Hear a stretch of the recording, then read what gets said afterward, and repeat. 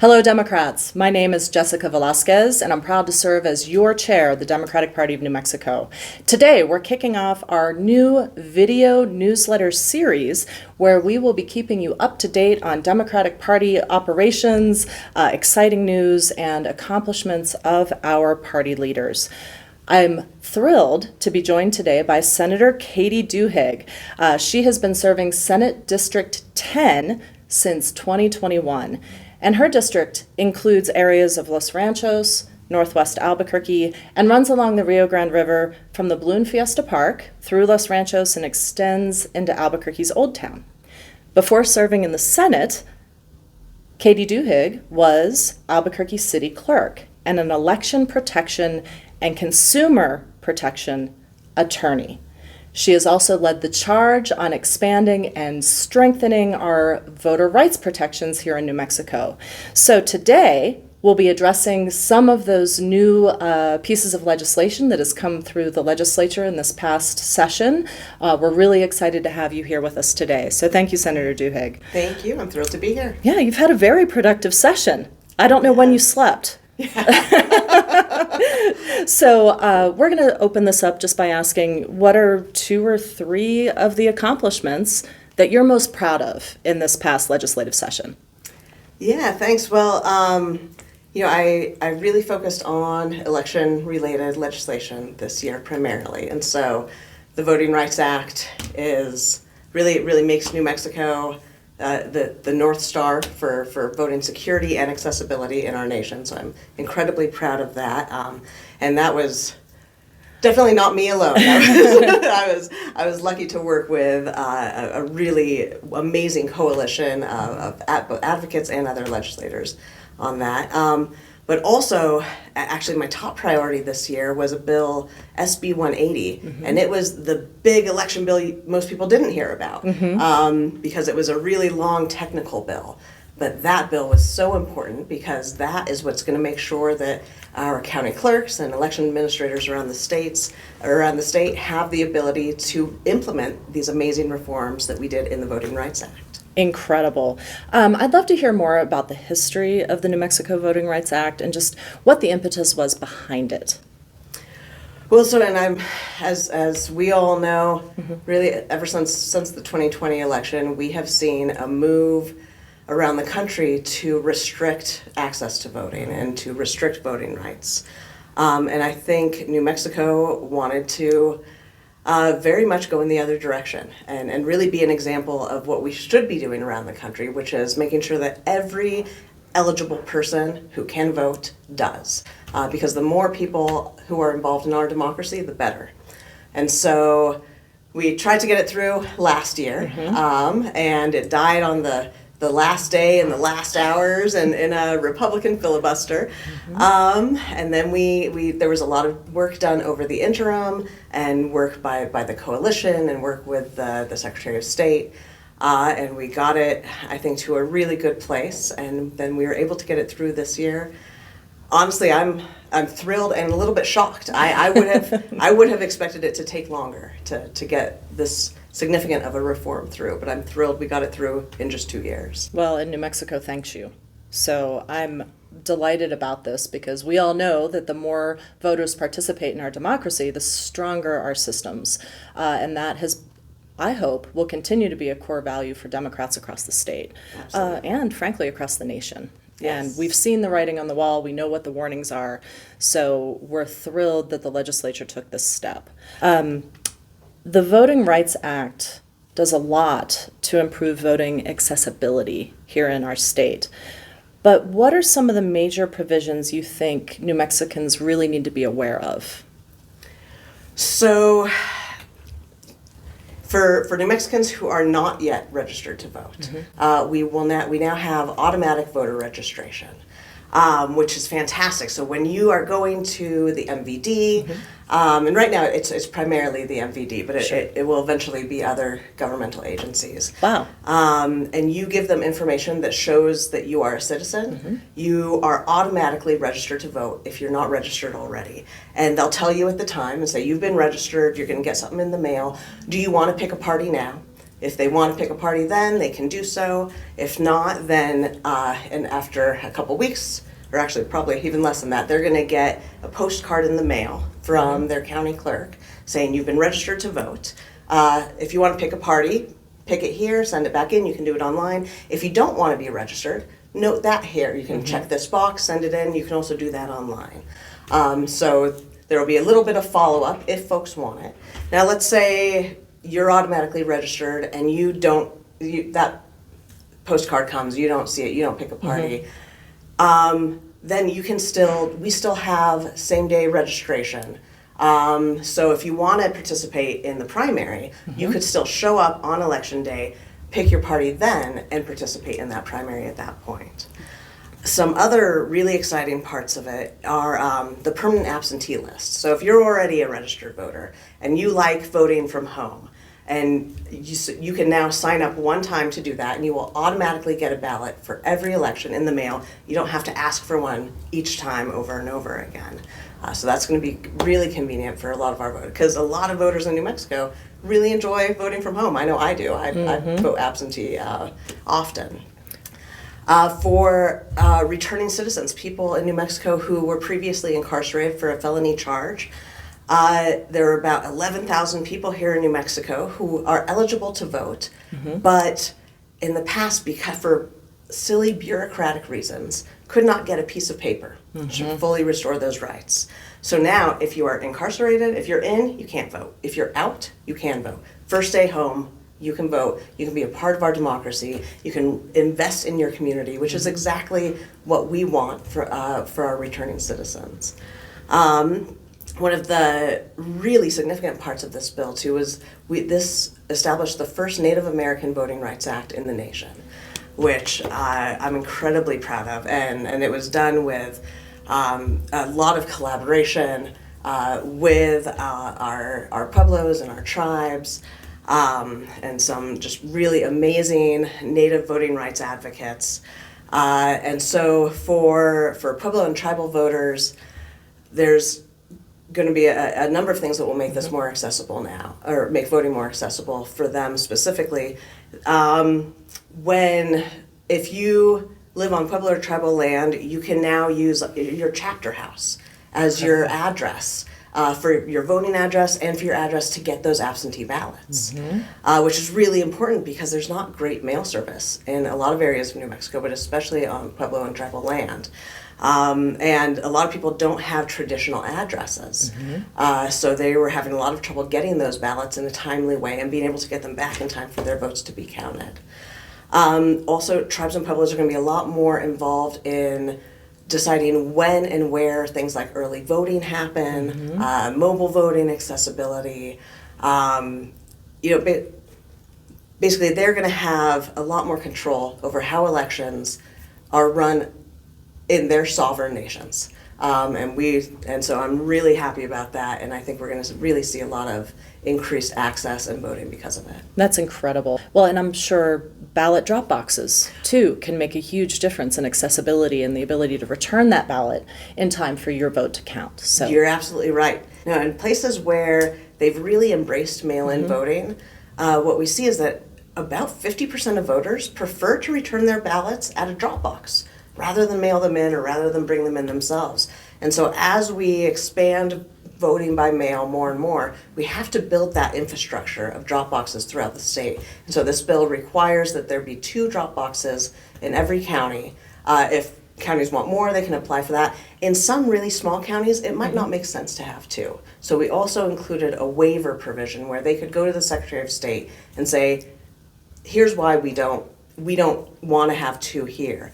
And the reason we did it that way is so that it's not a political decision being made about whether a place has drop boxes or not. It's one that is based on practicality and security. And if there's a good reason not to have them, then that's just fine. But we don't want people making those decisions based on policy or political reasons, because the folks who are running our elections are nonpartisan, and all decisions should be nonpartisan as well when it comes to administration of elections. And it sounds like it still gives some autonomy to the county clerk's offices to do what's right by their voters and their communities. Exactly. Incredible.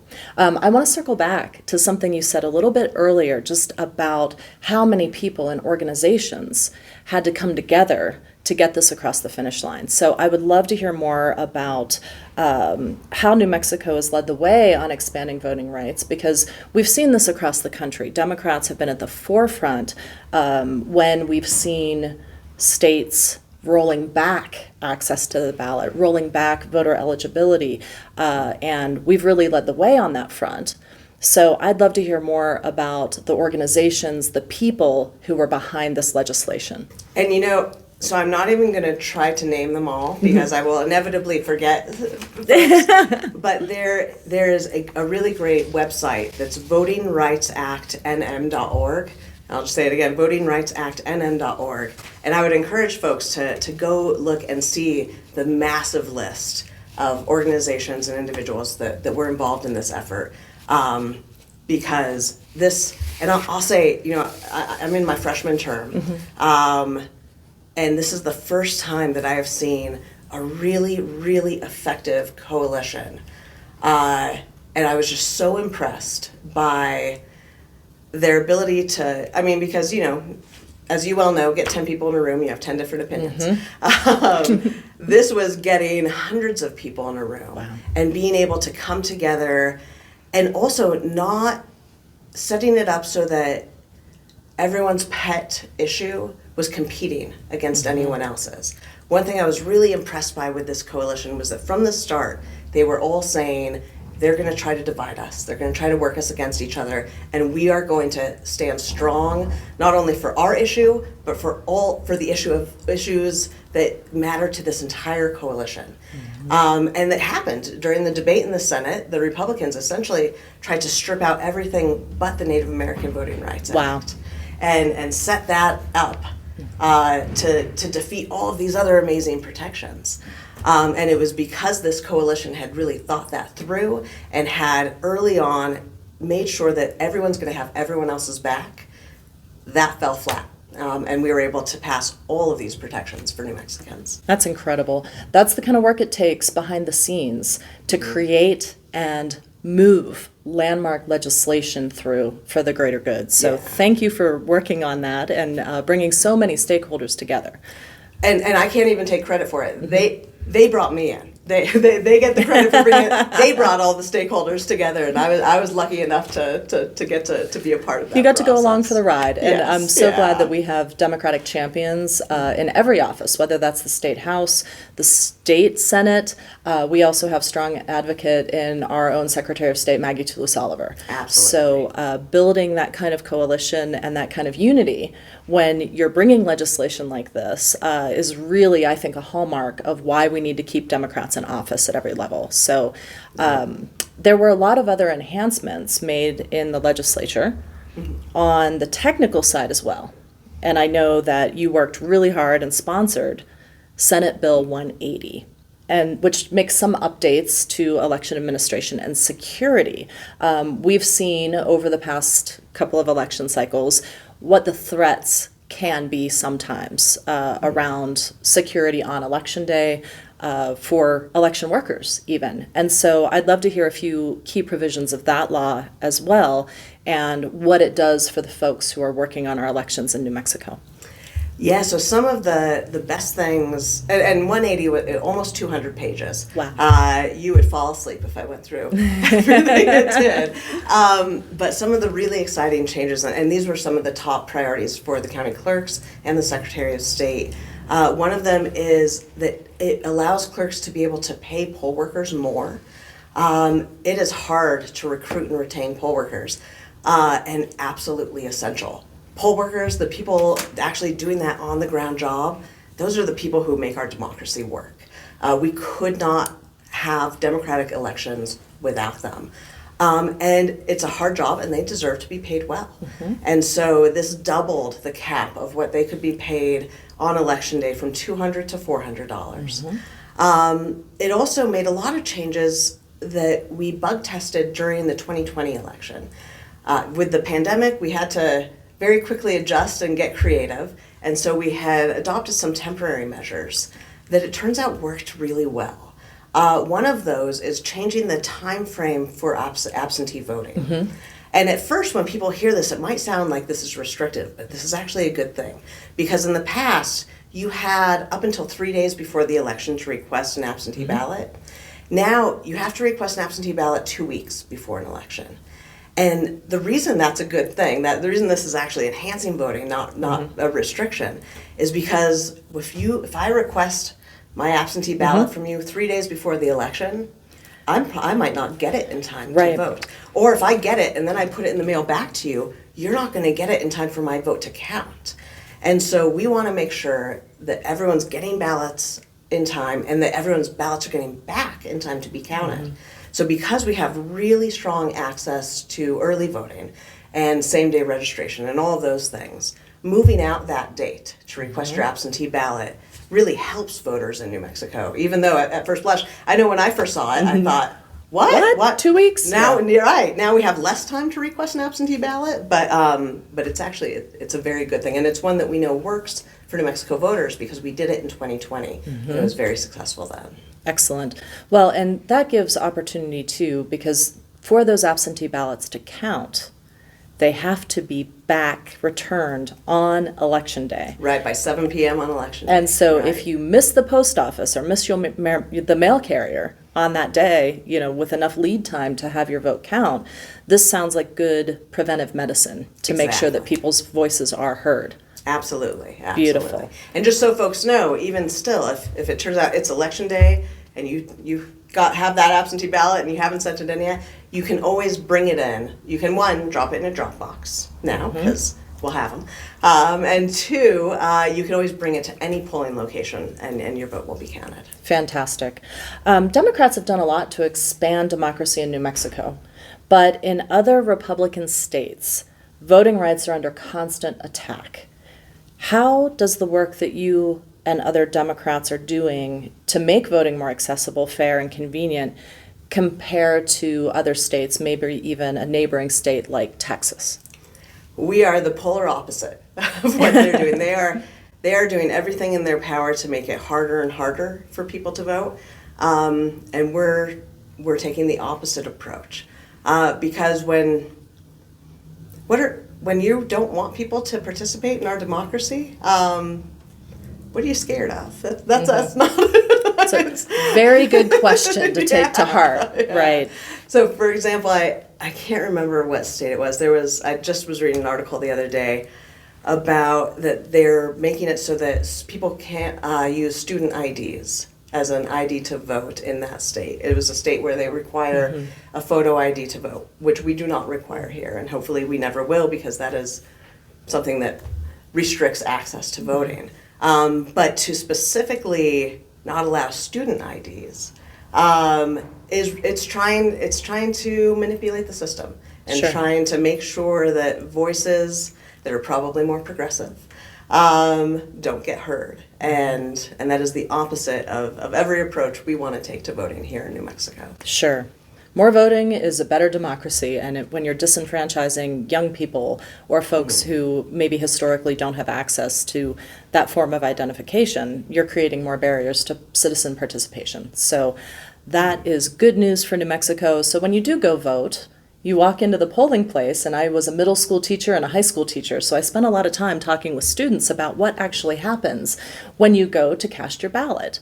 And I'm so proud of New Mexico for this because it does reach out to and engage with our citizens and with new voters specifically. This is a wonderful provision. So I'm thrilled about that. And I'm hoping that we'll see a lot of young people and students turning out on Election Day too in 2024. So, and let me say one thing, because especially with this new automatic voter registration, there's really going to need to be a real concerted effort from good folks like you to reach out to this new universe of voters. Because these are, just because you're registered doesn't mean you're going to vote. Right. And these are folks who probably have not had folks actively reaching out to them about voting and about participating in our democracy previously. And so that effort is really going to be essential to making sure that those voices are actually heard. Yes, and once they're registered to vote, now they're in the voter universes that we have access to and can start Right. communicating and messaging and encouraging people to participate in our elections. So we're looking forward to that around the Democratic Party of New Mexico for sure. Yeah, no, and it's a really powerful thing. For a lot of people, this might be the first time that someone's reaching out to them saying, your opinion really matters. Like, what you think about our community really matters, and you are a part of it. And that is, I think, a very exciting proposition. Yeah, I do too. So, Senator, are there any other legislative news and information or progress from this last session that you'd like to share with us today? One other voting, election-related bill was SB 43, which will protect all of our election administrators and election workers. Up until now, and I think since the early 50s, if you were a voter or a watcher or a challenger, and someone tried to intimidate you or threaten you for the purpose of interfering with your job or your ability to vote, that was a fourth-degree felony. But we didn't give those same protections to the poll workers, the county clerks and their staff, and the Secretary of State and her staff. And so now we have extended those protections to them as well, which is really critical because there's been a really dangerous uptick in threats to election administrators since the 2020 election. And one, they are doing the critical work of our democracy. They need to be protected. But two, it makes it even harder to get poll workers and get those critical bodies who we need to run these elections in there if they think that they're going to be subject to this threatening behavior. So Absolutely. So last questions here. Are there any other priority issues you hope to work on with your colleagues in the next session? I mean, I know we're up against a short session next time around, but any strings left untied, any business that you'd like to see wrapped up and finished in the next year's session? legislative modernization. You get what you pay for. And right now, we get the government we pay for. And we are the last unpaid volunteer legislature in the state. It's a terrible way to run a state. And so usually in a short session, it usually is just budget issues, unless you can get a message from the governor or get on the call. But not for constitutional amendments, which is what modernization will require. Those are always relevant. You can do those any session. And so that's going to be my major focus this interim is getting that worked up so that we're in a position to get something on the ballot in '24. Beautiful. Well, and modernizing the legislature will certainly improve access and participation for more people who may not be able to walk away from their full-time job. Right. And I'm, for one, very excited to see what this will do for candidates or people who would love to serve and would be great in the role, but maybe because of those barriers in an all-volunteer organization, wouldn't be able to participate. So I'm excited to see that unfold here from the party. I know we have vast support among Democrats in making sure that our legislature is brought up to speed